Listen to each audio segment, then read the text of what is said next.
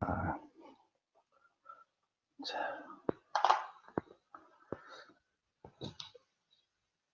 총론이 다 끝났고요. 이제 뭐 아까 식도부터 이제 강론을 하고 있는데 강론이 훨씬 더 좀 편하게 보실 수 있을 거예요. 금방금방 할 수 있고. 자, 위 12장에서 공부하는 게 뭐 얼서, 그 다음에 캔서, 그리고 뭐 헬리코박터에 관련된 내용들, 뭐 이 정도 공부하시면 됩니다. 별거 없어요. 그래서 스토막의 파리탈셀에서 위산을 분비하고요. 액티브 펌프에서 여기를 직접 억제하는 약이 프로톤 펌프 이니비터고, 이거는 그냥 그 위에 위산에 대한 방어 기전을 얘기하는 건데요. 제가 7번만 조금 크게 확대해 놨죠. 그래서 프로스타글란딘이라고 하는 게 이 위벽 보호에 되게 중요한 역할을 한다라는 거 한번 기억하시고요. 소화성 궤양의 원인은 크게 세 가지예요. 헬리코박터, 엔세이드, 그리고 흡연. 이 세 가지가 제일 큰 인자고요.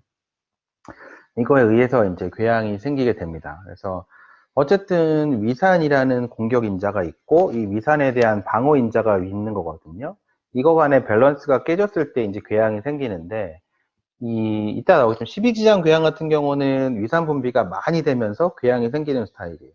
근데 위궤양은 이렇게 밸런스가 돼 있다가 이 방어 인자가 무너지면서 궤양이 생기는 게 이제 위궤양이라고 보시면 되고요.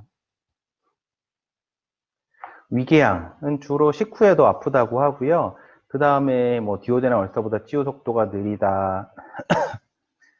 치료하고 한 달 후에는 반드시 크기가 50% 이하로 줄어야 된다. 뭐 이런 말이 있는데 정말 중요한 게 맨 마지막 얘기예요. 진단할 때 반드시 멀티플 바이옵시를 해야 된다. 이게 너무 중요합니다. 진단할 때 멀티플 바이옵시를 해야 되는 가장 큰 이유가 뭐냐면요. 생긴 것만으로는 위궤양인지 위암인지 확실히 알 수가 없어요. 이게 아무리 진짜 누가 봐도 100명한테 물어보면 100명 다 궤양이라고 얘기해도 조직 검사해보면 암으로 나오는 경우가 있어요. 그래서 위궤양은 반드시 조직 검사를 해야 됩니다. 그리고 조직 검사에서 비나인이라고 나와도 나중에 8주에서 12주 지나서 팔로업 내시경을 해서 정말 사라진 걸 확인을 해야 됩니다. 계속 걱정을 해요. 혹시 위암 아니야? 혹시 위암 아니야? 이런 걱정을 합니다. 계속. 12지장 궤양 같은 경우는 주로 공복에 더 속이 쓰린 편이고요. 다시 한번 얘기하면 위궤양은 반드시 조직 검사해야 된다. 팔로우 내시경도 해야 된다. 반대로 12지장 궤양은 뭐 조직 검사하거나 팔로우 내시경 할 필요가 없어요. 바꿔 말하면 위궤양만 해당하는 얘기예요. 치료는 PPI를 쓰면 되고요. 그 다음에 헬리코박터 감염이 있다면 이라디케이션을 해야 됩니다. 3제요법, 4제요법 뭐 이런 거 이따 나올 거고요. 궤양의 뭐 합병증은 터지고 피나고 막히고 뭐 이런 건데 알고 계실 거고요.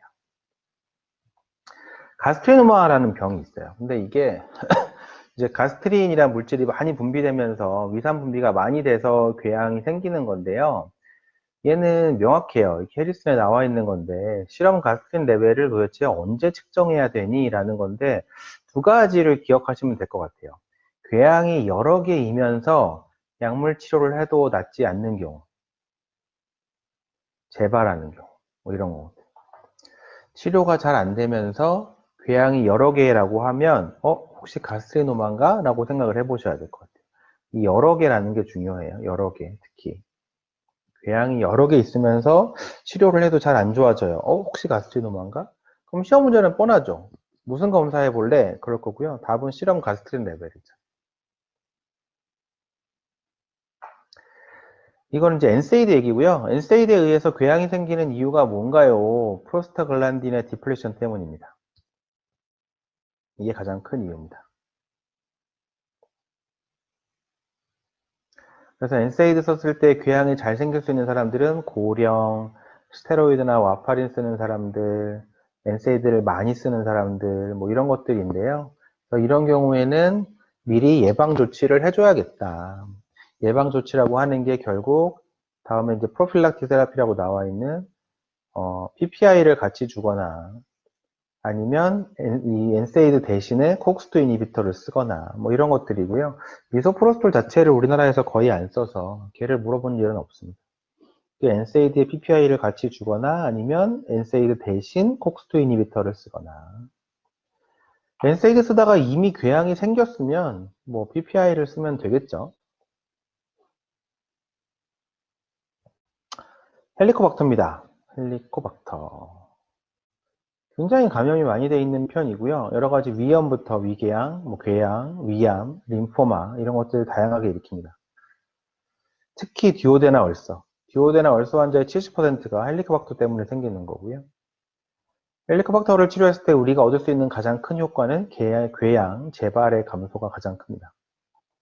검사는 처음에 내시경으로 진단할 때는 시에로 테스트라고 하는 신속 요소 검사, 그러니까 레피드 유레즈 테스트라는 걸 하게 되고요. 신속 요소 분해 검사. 나중에 팔로우업으로 치료가 잘 됐나 안 됐나를 볼 때는 뭐 UBT 같은 걸 할 수는 있습니다. 요소 호기 검사, 입에 대고 부는 거. 뭐 조직 검사로 알 수도 있고요. 그래서 뭐 헬리코박터 감염이 있다 그래서 무조건 치료하는 건 아니에요. 왜냐면 뭐 80%는 정말 죽을 때까지 아무 문제는 일으키지 않기 때문에 그냥 두고 볼 수 있고요. 치료를 해야 되는 가장 확실한 근거는 궤양이 있는 경우. 얘는 반드시 치료를 해야 되고요. 한 1%에서 말리그넌시를 일으킨다고 되어 있습니다. 그래서 언제 치료를 해야 되나요? 모든 얼서, 과거의 얼서를 앓았던 거 포함해서 모든 얼서, 그다음에 로그레이드 말트 림포마, 조기 위암의 내시경 절제 후, 그리고 이제 하나가 더 있다고 아까 얘기했죠. 소화불량 증상이 있는데 헬리코박터 양성인 경우 일단 이라디케이션을 해봅니다. 소화불량 같은 증상이 있는 경우. 3제요법은 PPI에 클라리스로마이신, 암목시실린 이렇게 있고요. PPI, 클라리스로마이신, 암목시실린. 4제요법은 PPI에 비스무스, 메트로니다톨, 테트라사이클. 다 외우셔야 됩니다. 아이고 피곤해라. 엄청 피곤해 보이시네요. 힘들죠. 힘듭니다. 그래서 어떡하겠어요. 3주 안에 끝내려니.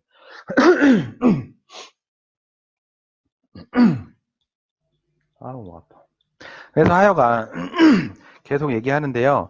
복습이 엄청 중요합니다. 특히 제 강의 뭐 들으면 그런가 보다. 왠지 잘 풀 것 같아. 한 달 지나면 똑같습니다. 하나도 발전 없습니다. 그래서 보고 계속 유인물을 봐서 이 유인물이 여러분께 돼야 됩니다. 그래서 시험 문제만 봐도 아까 얘기한 것처럼 제 목소리가 떠오를 정도로. 진짜 그 말 많이 들었어요. 시험장에서 제 목소리 들린다고. 그러면 진짜 좋은 것 같아요. 성공인 것 같아요.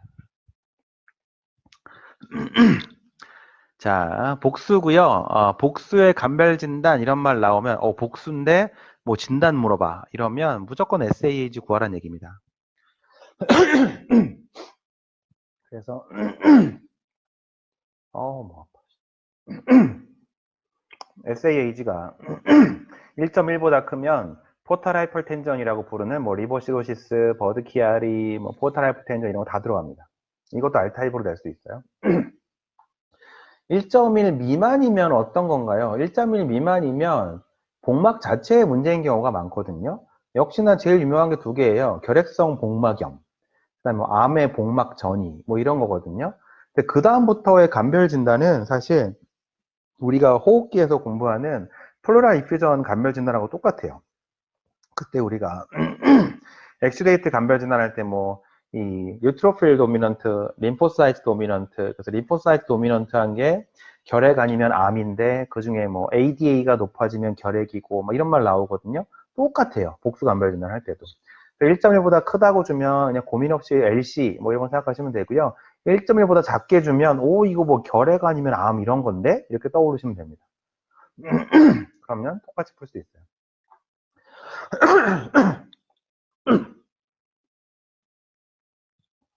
아이고 아파.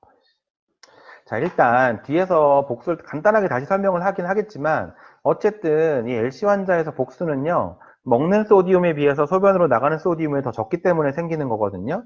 그러니까 이거를 IO를 인풋 아웃풋을 맞춰줘야 되기 때문에 치료는 결국 먹는 소디움을 줄이고 그 다음에 나가는 소디움을 늘리는 거예요. 나가는 소디움을 늘리는 게 이뇨제거든요. 그렇게 해서 IO가 맞으면 복수가 더 생기지 않아요. 근데 아무리 그렇게 해도 안 된다라고 하면 어쩔 수 없이 바늘로 찔러서 물을 빼는 거죠. 파라센테시스. 뭐 그렇습니다.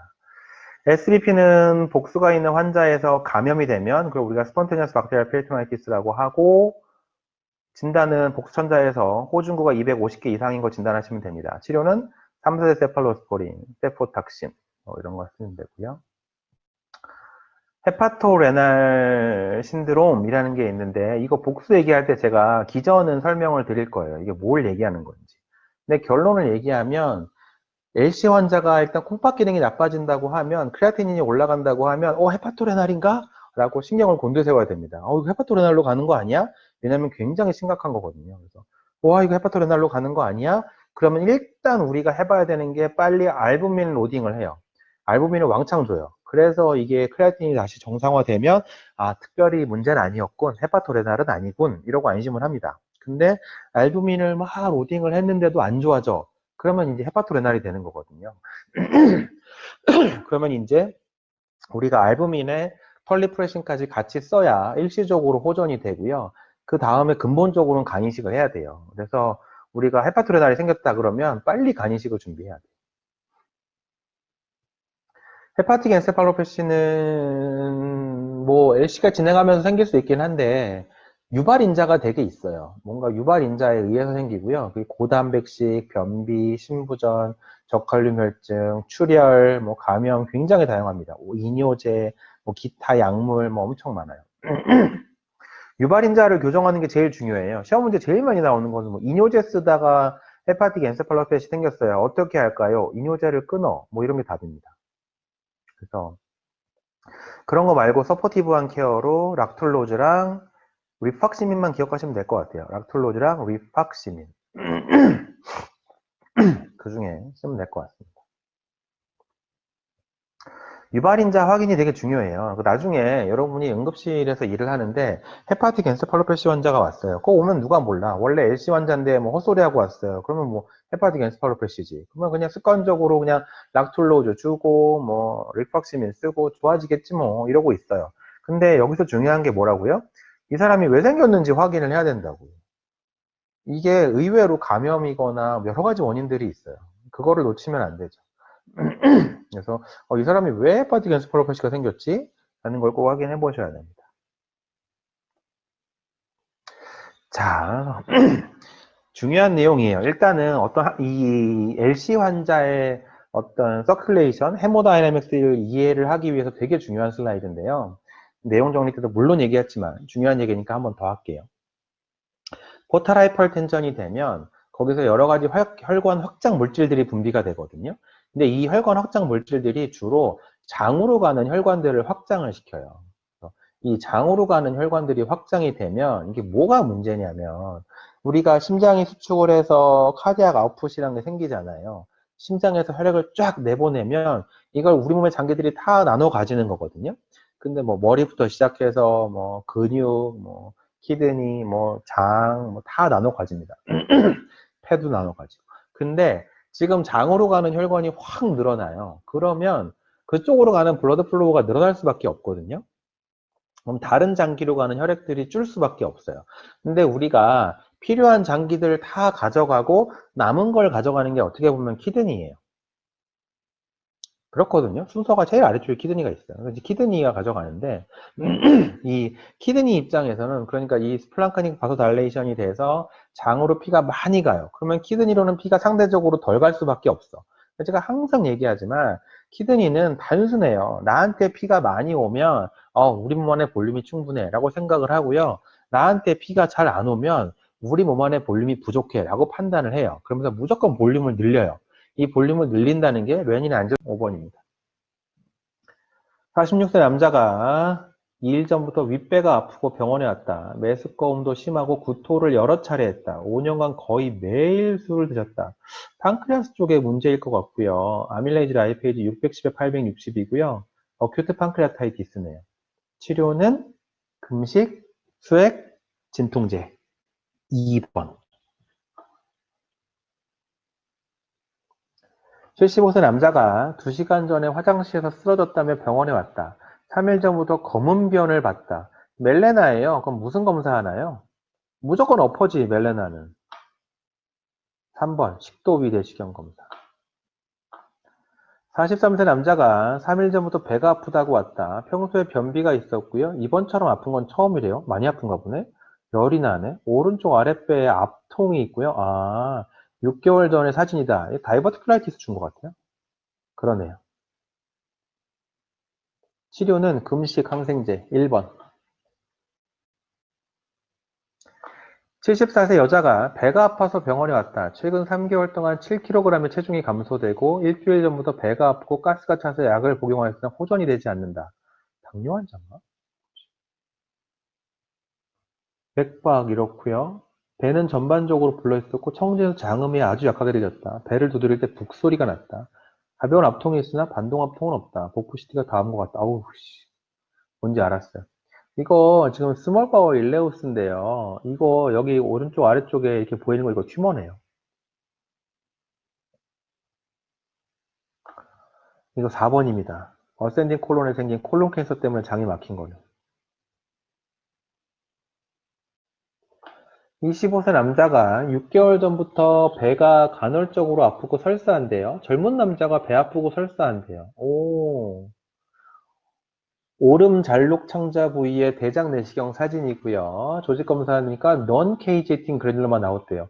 사진 보나 마나 일단 크론이에요, 이거. 사진도 당연히 크론이네요. 코블스톤 어피어런스.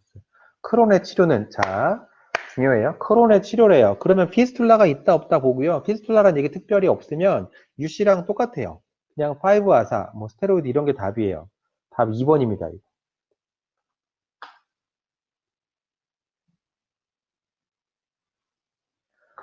43세 여자가 대변 보기가 힘이 들다고 병원에 왔다. 해외여행을 다녀오는부터 증상이 나타나고 힘을 주어도 변이 잘 나오지 않으며 변의 굵기가 가늘어졌다고 한다. 이거 뭐 아무리 봐도 캔서 같은데요. 2년 전에 했을 때는 정상이었다. 어쨌든 병 굵기가 가늘어졌는데. 배변조, 배변 조영술과 방사선 B2가 표지자 먹이고 5일 후에 한 거다. 뭔 말이냐면요. 이거 기억나시죠?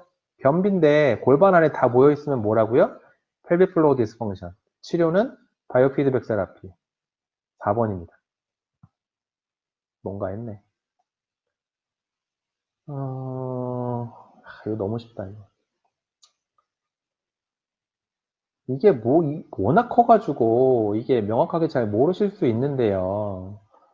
원래 간이 안 좋다는 얘기가 있어야 되는데. 사실 이렇게까지 주면 안 되고요. 원래, 여기 있네요. 비형간염 포지티브네요. 그냥 생길 리가 없거든요. 뭔가 있어야 돼요. HbS 안티젠 포지티브라서 원래 비형간염이 있고요. 알파피토 프로테인을 450을 줬기 때문에 고민이 없어요. 3번입니다. 헤파토셀룰라 카시노마. 67세 여자가 피를 토해서 왔다. 관절염 약을 먹고 있고요. 1개월 전에도 출혈이 있어서 클리핑을 했는데 또 피난대요. PPI도 먹고 있고 내시경 묶음술을 했는데 실패했대요. 치료는 지금 내시경 치료로 실패한 거거든요. 그리고 지금 이거 얼서 블리딩이에요. 5번 같은 거를 이게 5번은 에스파지알 베리시알 블리딩 때 하는 치료죠. 5번은 전혀 아니고요. 지금 이 얼서 블리딩인데 내시경으로 지혈이 안 된대요. 2번, 3번, 4번, 5번 다 이거 베릭스에 대한 얘기예요. 답 1번입니다. 얼서 블리딩 이거 조치절 안 되면 수술해야 됩니다. 65세 남자가 멜레나로 왔다. 술을 엄청 많이 마시는 분이다. 급성병색을 보이고 황달이 있고 LC 환자인데요. 베리시알 블리딩이네요. 치료는 2번, EVL. 일단 EVL.